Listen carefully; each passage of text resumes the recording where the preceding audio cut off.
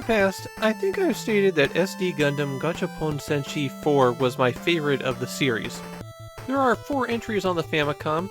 The original and the expansion pack for it were for the Famicom disk system, and after I played this for a while today, I was left with one thought. Maybe I was thinking of SD Gundam Gachapon Senshi 5. SD Gundam is the cutified version of the space opera that has dominated Japanese pop culture for over 40 years. SD Gundam was so popular that it became a major branch of the franchise. The SD Gundam Gachapon Senshi games are strategy games, and that remains consistent with this 4th one.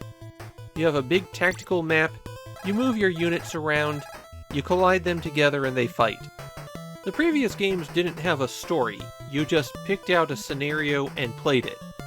You can still do that here, and there are 30 scenarios divided up into 3 categories, including SD Night Gundam. But the real meat of this game is the campaign mode. 35 missions that replicate the entire storyline of Gundam up through 1991. And the campaign mode is dramatically different from the original mode. For one thing, you can't build units.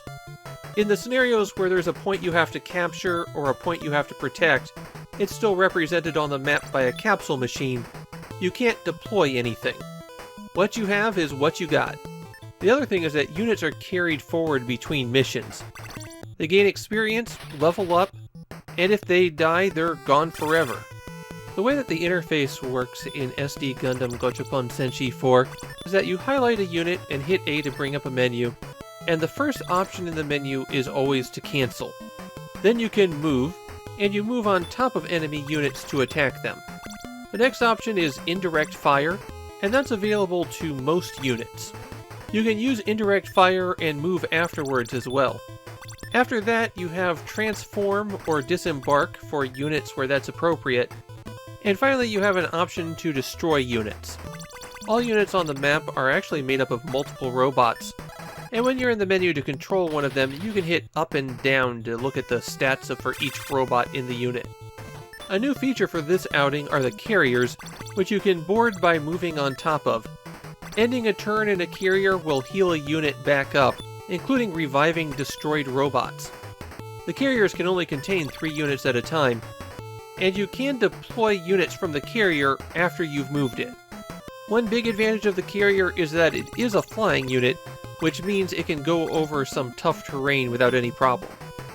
If you select a square that doesn't have anything in it, then your menu options are to view the status of your units, which honestly is less useful than it seems.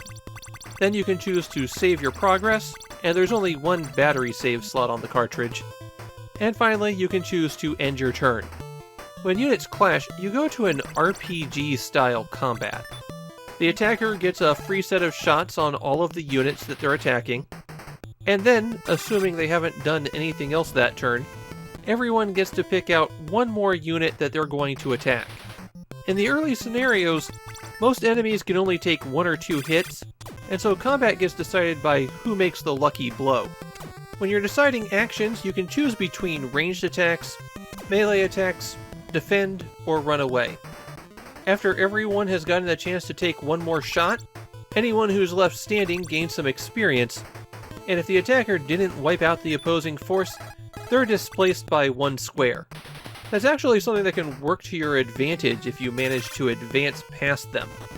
The opening scenarios of the campaign are both short and pretty easy. While you'll be facing a lot of enemy units, they're weaker than you are, and it really winds up becoming an opportunity to rack up some experience points. In the hour I played, I managed to make it through the first 3 scenarios, with the 3rd one taking the longest because of the rough terrain. SD Gundam Gachapon Senshi 4 is known for being a fairly buggy game. For example, if there's a 3rd side on the battle, that 3rd side never loses money when they purchase units. And there's a cap of 127 for attack power, but there are some super enemies who are supposed to be coded to have 150 attack power, which means they wind up with negative attack power and become pretty easy. That kind of overflow bug is really common here, especially as your characters gain experience. There's also bugs with the game sometimes using the wrong 2-hit chance, and it's possible for a unit that lost combat but still had surviving members to get destroyed because they get shoved into a square where they can't exist. I really get the impression that this one needed a bit more time in the oven. In Japan, number 4 doesn't seem to be as well regarded as the previous games in the SD Gundam Gachapon Senshi series. The campaign's a real shift for the game, and it really isn't well implemented. And from my own perspective, I don't like how slow the combats go now. While I didn't mind losing the action mini-games when the third game came out, I feel like the combat here just grinds everything to a halt. It should be hit and done, and then you move on to the next thing. Now, despite all of the mean things I just said, if you really want to play a strategy game on the Famicom, and you wanted to play through the entire Gundam saga, this works reasonably well. Not perfect, and you're going to run into a few headaches, and you need to make sure that you manually save, but it's fine.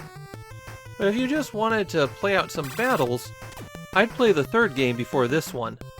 Maybe it was the fifth I was remembering. We'll find out soon enough.